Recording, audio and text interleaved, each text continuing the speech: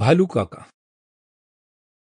भालूकाका म्हटलं की मला शेताच्या बांधावरून चालणारे पाय, पायामधली सोलापुरी चप्पल, डबल सोलची आणि बांधावरचा चिखल लागून अधिकच डबल झालेली दिसते. कारण ज्या बांधावरून भालूकाका चालत असायचे, त्या बांधाच्या उंचीचे आम्ही नातवंड त्यांच्याबरोबर पळत असू. पायात चप्पल, मस्त पायघोळ पांढरे शुभ्र धोतर, त्याचा सोगा इतका वर धरलेला की आणखीन थोडा वर गेला तर गडबड होणार.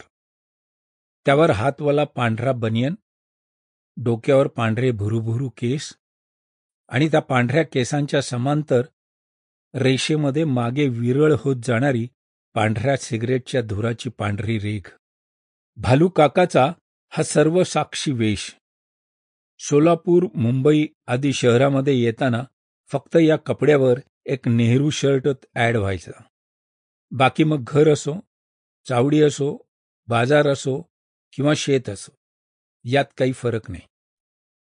भालूकाका उन्हातून चालताना लालबुंद व्हायचा, क्लिंट इस्टवूड सारखा. तशीच शेलाटी अंगकाठी असलेला. चला पोरांनो, शेतावर बंगला बांधलाय मी, म्हणून आम्हाला घेऊन चाललेला. आम्ही बांध चढून शेतातल्या विहिरीच्या आसपास बघू लागलो तर बंगला वगैरे काहीच दिसत नव्हतं.